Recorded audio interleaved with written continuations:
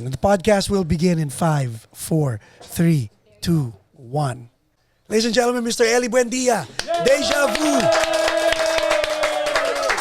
Wala, kailangan lang natin palakasin yung sigaw eh. Wala na yung kanina. Wala na. Kalimutan na natin yun. Delete. Diba? Delete. Let's start fresh. Fresh. Okay. So, ang tanong ko dito is, first, welcome to the States. Thank you. Secondly, this is surreal for me. I don't know if it is for you because Very also. when kami ni na JJ, ni na Michael, ni na Jaja, we started this, you were solidly on the roster of people I wanted to touch base with. I know. Right? You've been messaging me. Thank you. And then ang nakakatuwa nga ron, sabi ko nga siya, and if you don't mind, I'll share it lang para lang alam nila. Yeah, go ahead. I would, pag may practice ang intro voice people, we would send videos to you na nagpa-practice kami, binabati ka namin ng ganon. Yeah. Kahit hindi tayo naging magbarkada, we've never lost relationships as friends. I would like to believe na ganon. Oh yeah. I mean, it's not the time you spent, I think, although that's important, but the quality of the time you spent, and you've spent a lot of quality time. Yes. Yeah. Now, yung show natin is about inspiring and informing our audience because ang dami dyan, iniisip nila puro excuses and all that. You're one of the movers and shakers of our generation. Nung nagsisimula tayo, all we had was a dream. And I'm very, very proud of you and what you've done. Like, sinubaybayan ko yun from E-Heads and then Pupil. Tapos, yung mga susunod pa, Mongols. Ay, gusto ko yung Octave. Octave, gusto ko yun. Apartel, gusto ko yun. Sinubaybayan ko lahat yun. And natutuwa ako because I would say, is it safe to say reinvent yourself? Or nahanapan mo lang ng outlet lahat ng creativity mo? Which is which? I think it's a little bit of both, yata. Kasi walang excuse eh. Yun ang point ko na hindi mo nilimit yung sarili mo. What was going through your head doing all those plethora of I mean, I think genre? if you're someone who wants to parang learn a lot of things and you want to know stuff, especially in music, you have to reach the other side of the fence, kumbaga, or yung range mo kailangan mong extend ng konti. That's how you learn, and I've always found something fascinating in the genres that I love, that I haven't parang touched on. Kumbaga, as a songwriter, it always boils down to what can I do next as a songwriter, and the way I parang find inspiration is by going to different genres. I mean, I have a hard time just parang writing lyrics. I have to have a point of reference, and the point of reference for me are the genres. Kasi once you mag-rock ka for Pupil, you kind of know, you have an idea what you want to talk about, diba? And kung soul ka, parang you want to be, smooth and, sexy, ganon. So that helps a lot sa songwriting ko because I have a hard time writing lyrics, sobrang hard. Kaya that's a big help for me. Now, personality-wise, when you wear, pag suit mo na tong, let's say, okay, medyo, ka na, di ba? Nasa Pupil ka na, so rock yun eh. Di ba? Todo rock yun. Pati yung mindset ba naiiba? Yeah, naiba. Definitely. I don't know how to put it into words, but the best I can do is like, parang I think it informs nga my brain on what to say and what the language is, kumbaga. That helps me a lot. So let's say, at nung time na, kasi yung Pupil naabot, yun napanood ko talaga ng harap-harapan eh. Kayo ni na Doc, ni na Wendell nung time na yun, paano ang songwriting process nun? Do you bring songs to them na tapos na, or do you allow them creativity? Sa Pupil, well, actually every band I was in, there's always a little bit of headroom, kumbaga, for their own self-expression. Yeah. I mean, I have lyrics, I have the melody, but that's it. I don't, well, bass line siguro, I have an idea, or guitar riff, I do have an idea. Even drums, but flexible pa rin naman ako pagdating sa ganun. Tapos, eto, yung octaves naman, yun nakakatuwa. Yun talagang, dahil sa Spotify, ang dami kong naririnig. And I was like, ulit nga, pakinggan ko nga ulit to. Ano ang context naman ng... Well, context naman nun is parang finding something, going back, kumbaga, parang get back to where you once belonged. Okay. To quote the Beatles. But it's about finding something that's pure in rock music, which is going back to the time where it all started, parang the Big Bang, Elvis, Chuck Berry, Everly Brothers, country music, kumbaga parang naging historical travelogue yung octaves for me, musically. Tapos pati yung sonically speaking, 'di ba? Yung tunog, yung texture. And a big part of that was the Ely Brothers, plus Ivan and Nitoy, of course. That was the magic number. The three boys and Nitoy, who provided the yung sinasabi mo sonic quality. Diba? Yeah. Now, was this something that was brought to you or something that you looked for? No, it really happened very organically. Nakakatawa nga dahil we got together because of a movie. We were supposed to appear as a band in a movie. Si Ticoy Aguiluz, who's a mentor of mine in film, contacted me saying, may movie ako na ginagawa, yung Asyong Salonga ba yun? You remember? Yeah, Asyong Salonga. Yeah. Sino ba gumaganap ng Asyong Salonga? The black and white movie. Ramon Revilla. Yes. He wanted the band to play for this scene, and he said, "Can you put up a band for this scene?" And I said, "Sige." So nirecruit ko sina Chris Padilla, just for the movie, no? Just for the movie, and Nitoy. And while waiting to be filmed, that was like a day of waiting just to be shot for 1 minute of screen time. We just jammed the whole day, and parang okay ito may chemistry. And then we jammed mga favorites namin, rock and roll favorites. Yun ang maganda, di ba? Hindi contemporary ang ginam niyo yung mga Get Back. Yung mga sinaunang kanta. And then we found a common ground. I mean, I'm 10 years or 20 years older yata than the Padilla boys, and Nitoy is older than us. So naging parang it was that three generations. Yun yung idea ng octaves, parang we were the octaves. So now I know. Okay. Doon na nagsimula yan. Tapos okay, Apartel. Same thing. It happened organically. I was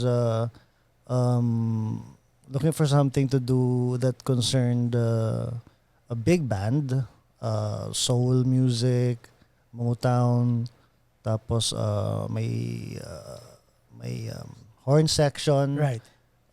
Backup singers, the works talaga. Now, the reason why I'm asking is because there are people who would come to me, sasabihin nila sa akin, hirap na hirap ako magbuo ng banda eh. So, ang sinasabi ko sa kanila, ibig sabihin, naghihintay ka, hindi ka naghahanap, naghihintay ka. Tapos eto ka, ang dami mong nabubuong banda. So, ang question ko tuloy is, paano conversation?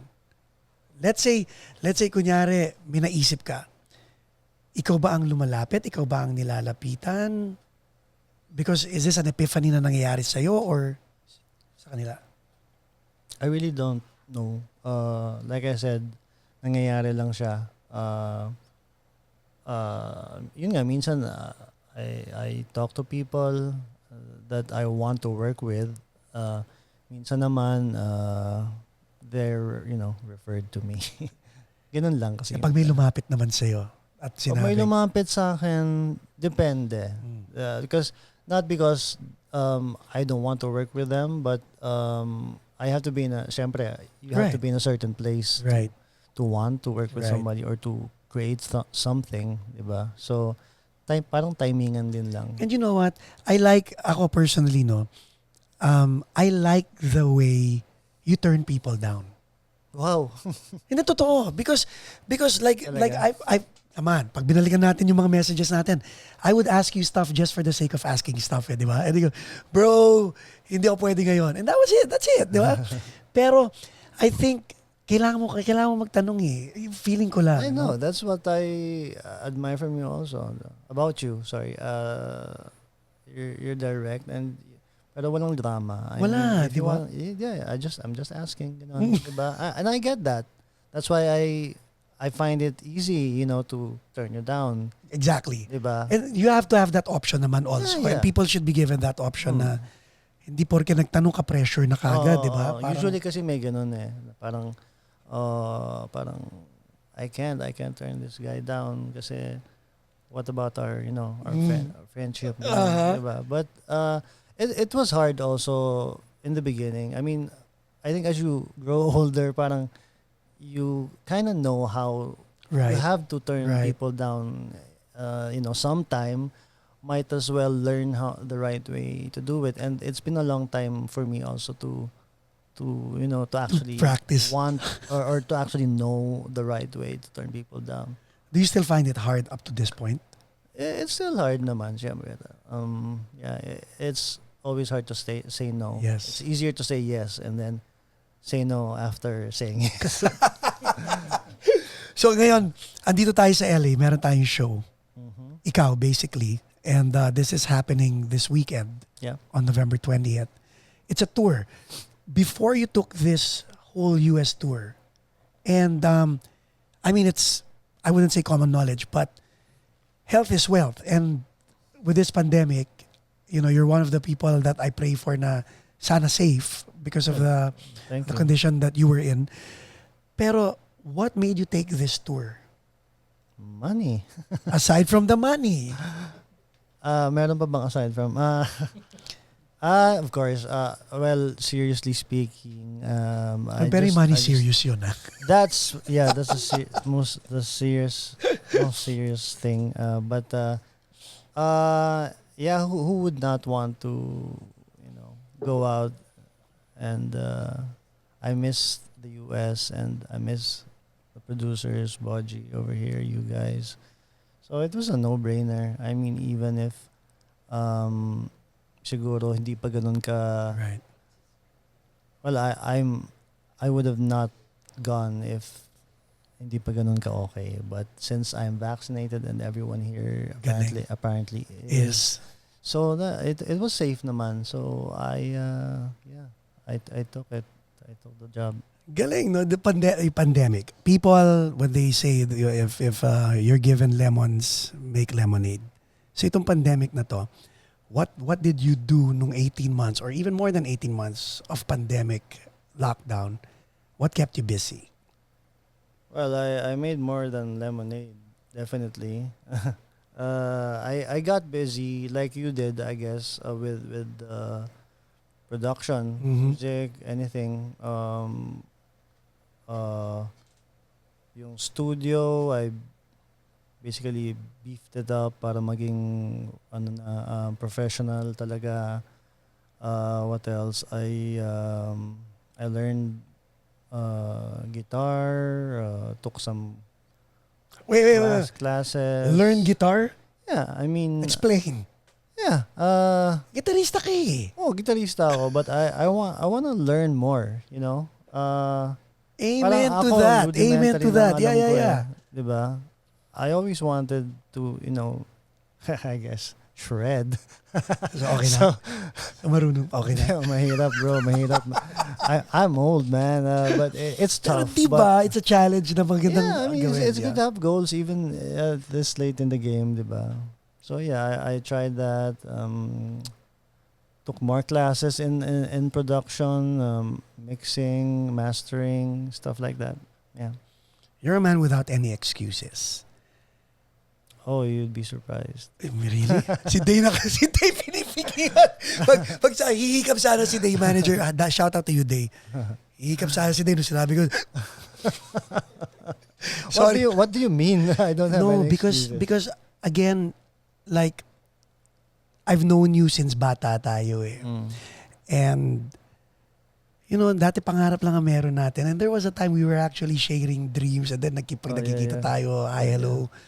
Diba? I'm very, very proud of you guys. I'm very proud of you. I mean, I looked up to you guys because you were the pioneers in the OPM band scene. I mean, ang laki nyo na when we were just starting out. Diba? Tapos magkakasama tayong lahat. Yeah. It was more sa pag kinikwento ko ngayon sa mga tao na magkakakilala kaming lahat. Hindi kami magkakaaway, magkakaibigan kaming lahat. Dapat hindi kayo magkakasama. Dahil syempre, iba-iba yung ginagawa nila. But I've always been rooting for you na nandito nga kayo sa LA. Yeah. I was there, pinanood ko kayo. Appreciate that. Thanks, man. As in, ninakaw ko nga yung drum throne ni Raymond at pinaluan kita just para lang masabi kong ginawa ko yun. Kinapalang ko na yung mukha ko. But you're a man, when I say without excuses, pag may naisip ka, you'll find ways of doing it and not doing it. Am I wrong? Well, yeah, I guess so. I'm wrong? No, I guess you're right, yeah. Diba? Parang, ano yung pumapasok sa isip mo? Why are you more on the, you know what, let me find a way to do it as opposed to, hindi ko na lang gagawin to. Because nagsisimula tayo, lahat ng mga nakakita sa atin were looking down on us going, hindi talaga kayo musikero eh. Yeah, man. Nalala mo yung mga times na pag nag-guest tayo, di ba, parang okay, sila yung mga musikero, tayo yung mga naka-hit lang yan eh, ganun. Pero yun nga, parang what choice do you have naman, di ba? Give up? Diba? No. Might as well try everything, di ba, to achieve your dreams. And when you have achieved your dreams, you shouldn't stop. No. You shouldn't, diba? You could have a dream like you want to have a nice garden, and that's worth fighting or working for also. Yep. Diba? Aking little grass is greener. Yeah. Before, totoo, was it you or someone else na nagtrabaho sa BMG? Was it you? Oo. Di ba, remember that? That was my day job. Yes. Kasi nung time na si Raymond naman nagtuturo ako ng drums sa JV. So magkikita-kita, pupunta siya doon, tapos bibigay yung ultra electromagnetic pop na album and all that. Yung mga times yan. Pero now, full circle. You used to work for a record label. Now you have offshore. That's right. Yeah. Tell me about that. So yeah, background lang sa mga nakikinig. I did work for a record label. When I did not graduate, my dad thought I graduated, so I had to look for a job. Si Dodong Viray. God bless his soul. Yes. Found me a job sa BMG. Love tayo nun eh, no? Yeah. And sa isip ko lang, ba't naman day job yung hinanap mo sa akin? Di mo na lang pinadala yung demo namin sa BMG. But anyway, I was really thankful. I worked for 3 years, I think. I was a label manager at first, and I got demoted to... Demoted? Yeah, to copywriter. Only because they really thought I had a thing for writing, and they didn't have any good copywriters at that time. So they said, you be a copywriter. By the way, sa mga hindi nakakalam, yung copywriter, yun yung gagawa ng content ng artist para ipalabas sa kung sino-sino. So, ikaw ang gumagawa nun? Yeah, ako gumagawa nun. And then, ako rin yung nagko-compile ng mga -1. Diba? Nauso yun nun. Mga -1, mga multiplex. Yun ang trabaho ko nun. But both feet in the door yun. Because... Both feet nga. But I didn't tell the bosses that, oy, may kanta ako, ganito, I'm a songwriter. So, paano? How'd you get signed by that same label? They were just surprised na, I think Ed Formoso approached them. Ed Formoso knew about us through Dodong also and Robbie, Patrick. Yeah. Ed Formoso sort of discovered E-Heads and wanted us to record for him. And he approached... Ito ba yung compilation album? Ay, hindi. solo album to. na, okay. I mean, Ehad's debut album na to. So yeah, it was Ed Formoso who produced the first album. Yung Ultra. The Ultra album, yeah. Galing. Which actually has a vinyl. Yeah. Yeah, it has a vinyl. Meron ka na ba nun? Wala. Sinubukan ko maghanap sa offshore. Wala. Wala na, sold out. Ito mo? Sino man may vinyl, alam mo, reissue yun, pero ang mahal-mahal ng nun. How many copies were released? Ano lang kasi yun mga 3,000 copies lang. Or 2,500 copies. So, okay. So, yun. So, Offshore Music Philippines, ano ang goal nun? That's your record label, right? Yeah. It started out as a parang a company that would it was about a partel actually. We had an album tapos sabi ko I don't wanna go through all that shit again with the major labels. Parang para maiba naman, why don't I release this myself? And called up friends and then we incorporated Offshore. That was it. So ang unang artist ng Offshore was Apartel. Yeah. And then the goal was since we were an independent label, I think we just wanted to give chance to musicians that we actually like. That's it. Galing, simple no? as that. Yeah. So now, you have how many artists doon? So ikaw ngayon ang godfather ng mga artists na to, which is good giving back di ba? Yeah. How many artists do you have now? How many artists do we have? 2. 2? Huh? 14, no? By the way, guys, if you 14. wanna visit the website, it's offshoremusicph.com. Tama ba? Tama. Pinupuntahan ko yan. Naghanap ako ng libro. Wala akong makita ng libro eh. Anong libro? Ewan ko. Dahil, bisi naman nagsabi sa akin na makakakuha ko ng libro ng Eheads doon. Yung final set. I'll just send you a copy, bro. Nerdig yun, guys. Nerdig yun, ha? By the way, syempre, pagkatapos ito may rehearsal pa kami. So, mabilisan tong natin. Ang tanong ko is, nag-post ka about a reunion on a condition. Okay? Yeah. Matutuloy ba yun? Pero bago mo sagutin yan, we'll be back after this one.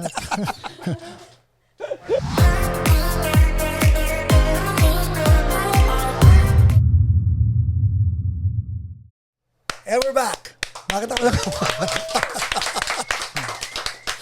So yun nga. Kita mo, may commercial talaga tayo, ha? Love it. So, yung tanong na yun, okay, I follow your tweets. I follow it because I admire people who can actually express themselves. And ang number one censor ko is my wife.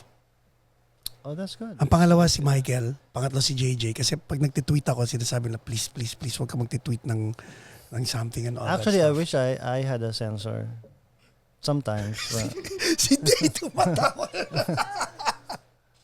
pag gano'n na, pag nag-blow up na yung mga tweets na I didn't expect to be blown out of proportion, such as that tweet that you mentioned. Yeah. But it was all in parang in jest, I think. Alam naman siguro ng mga fans na I love to tease them. Right. Mess with them, it's a...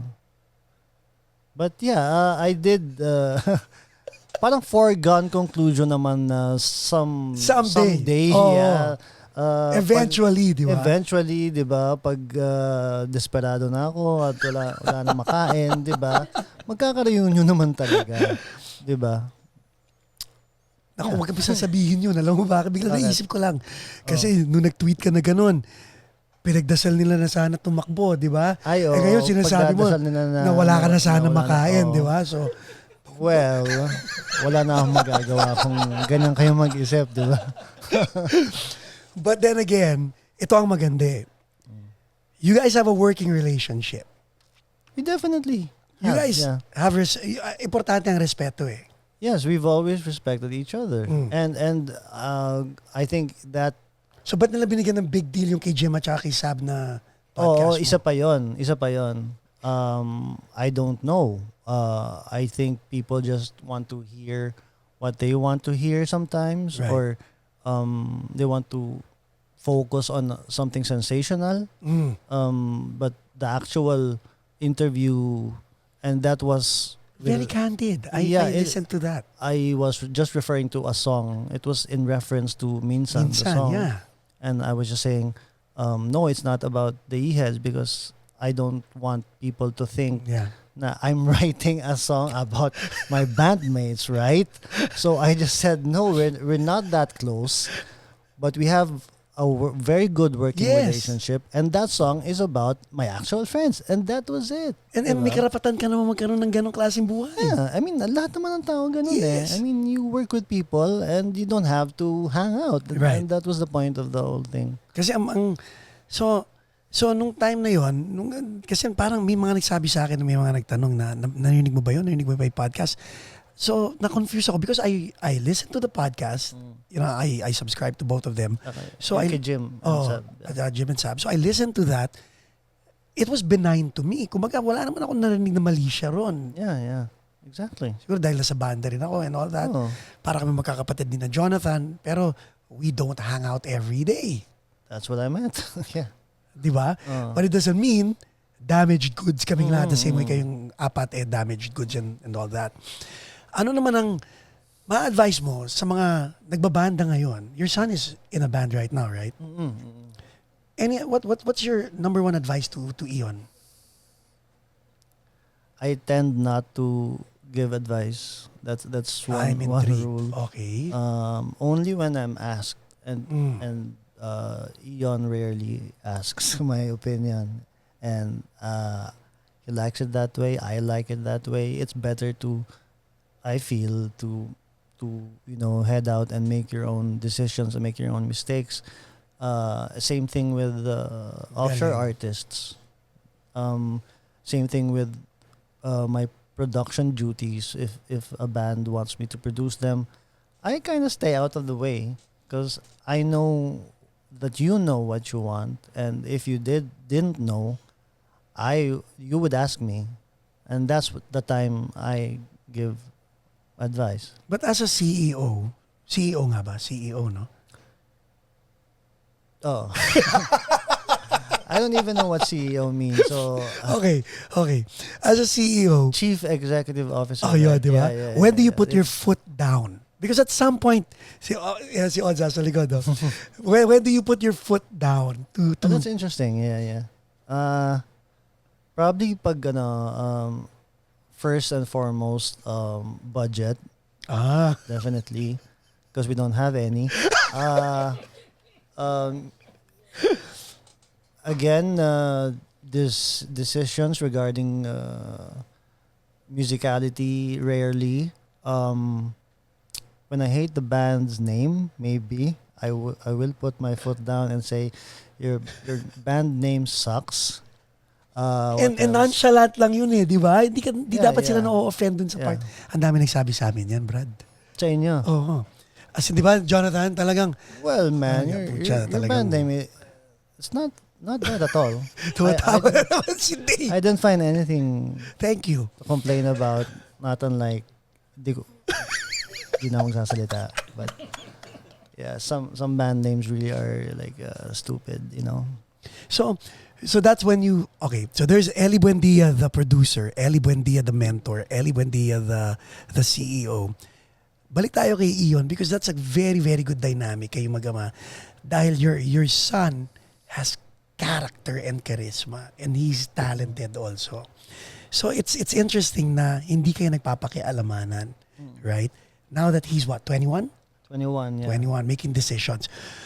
Are there times as a father na parang nag-fingers cross ka na lang na sana tama ang gawin nitong batang to? When do you even get in to talk to him about life? Oh yeah, I do.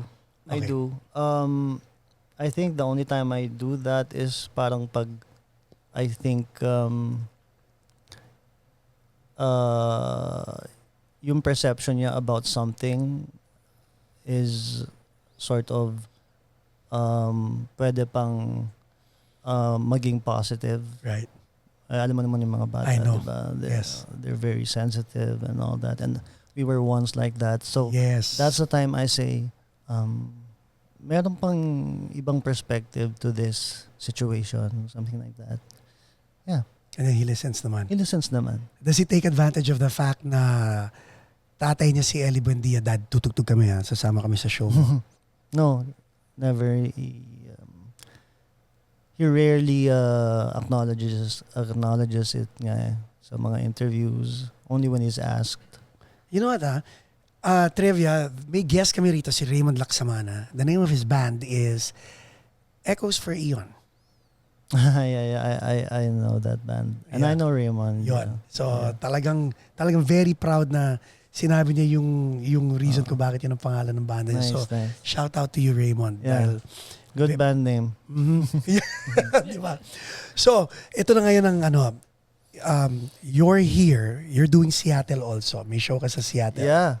Right after LA, which will be on, I have to segue, Saturday. Right.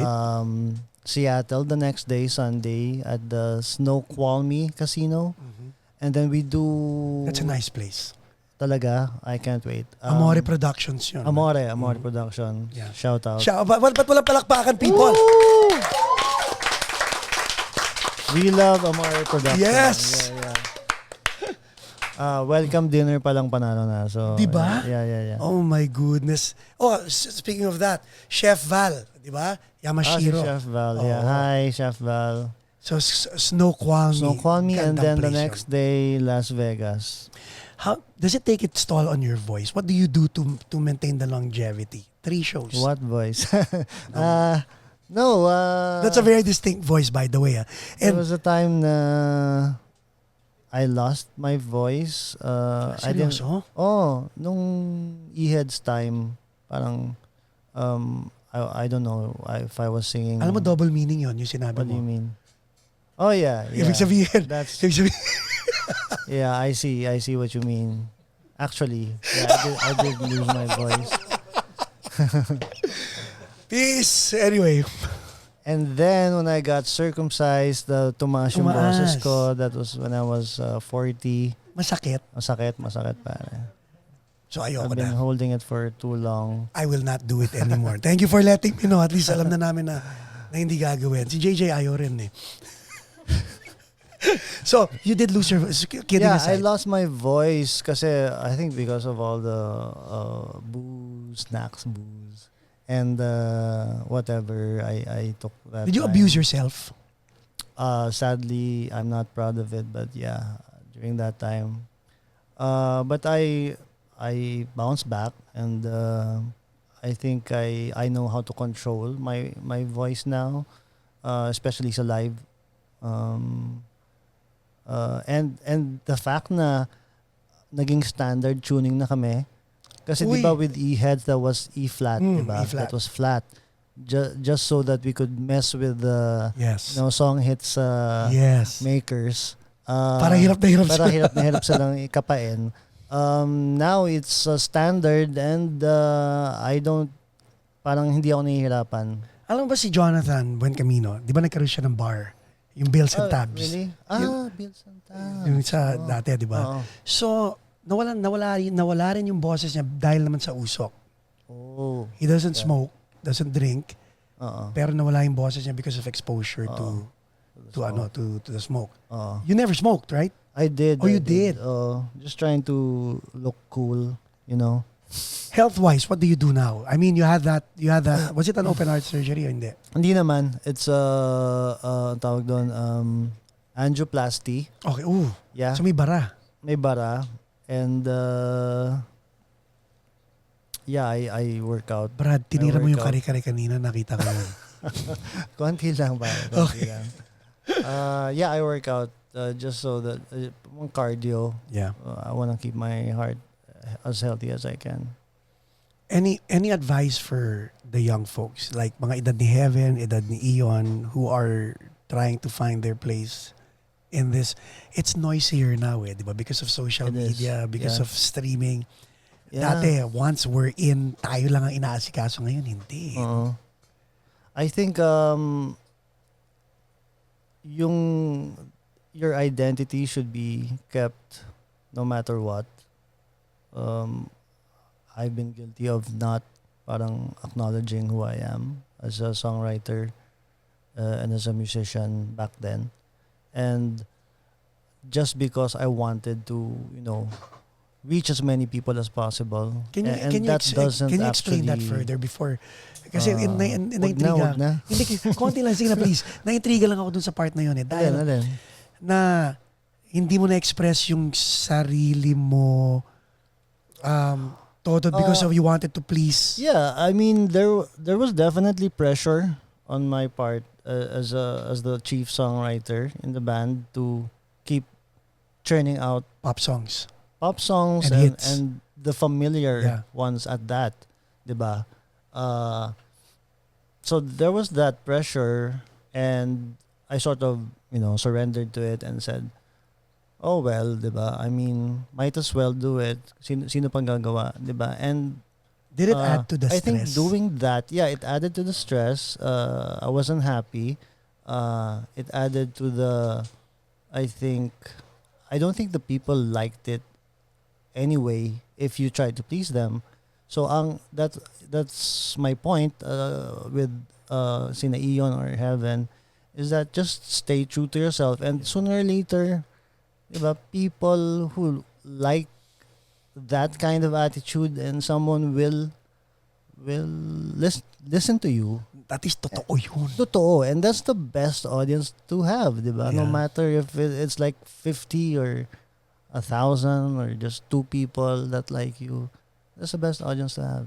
So what's So CEO, songwriter, Philosopher, philosopher, new guitar player, shredder. Malapit na.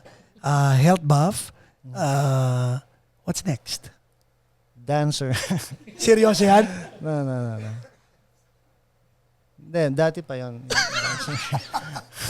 Pero what's next for you? I've been saying this. I really want to get into film. But you did a film already. I did, but it wasn't that good, in my opinion, and I think I have a better grasp now of the medium. Si Direk AIDS Arcega spoke highly of him.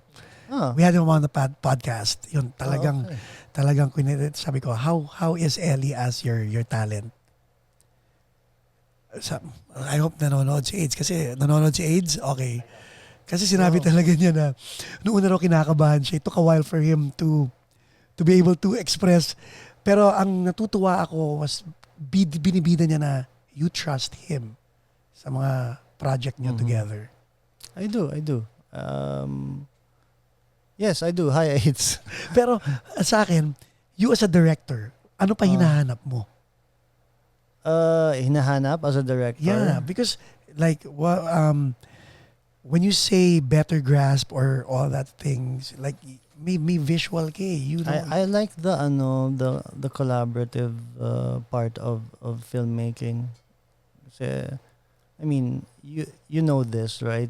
There's something about being in a band and working with people and parang bouncing off ideas and doing something collectively. Yes. And that's filmmaking 100-fold. Diba? You have to work with actors, you have to work with the music, the cinematography, diba? The assistant director, the key grips, the best boys. Every detail. And I find that really satisfying as a creative person. May caveat pa. Ano? Kung ikaw ang director, you're the guy calling the shots. Exactly. Sa banda, kailangan. Pakikiusap ka pa. Demokrasya yun. Eto talagang you're the top guy. Yeah. So will we see a movie anytime soon? Yeah, definitely. Or is there something in the works? Well, there's something in the works, yeah. Okay, and then ang galing, no? So will offshore become more of like a film production also? No. That's purely a musical endeavor. So ang galing, no? Natutuwa ako. Now, before we wrap this up, ang shows mo are LA? LA. Iniisa-isa ko na. Next day, nasa Snoqualmie tayo sa Seattle. Tapos, Las Vegas. November 27. Tapos San Leandro. November kasama 28. ang Monumental by far dyan. Yeah. Magaling na local by far. Okay. You know what? Magaling na local band yun. Talk to them. Ako na magsasabi sa'yo, magaling. Sige, I'll check them out. Yeah, magaling talaga. So after San Leandro, New York na, December 3. And then last is Virginia, then December 4. pag si Tita Pia, Mami Pia, maybe sana magkaroon pa ng isang show, no, after bago sila umuwi. Binubulungan ako. We'll see. Any parting words, please, na makakatulong sa aming lahat dito? We need some parting words from you. Parting words, just continue to be alive. Ladies and gentlemen, Ely Buendia.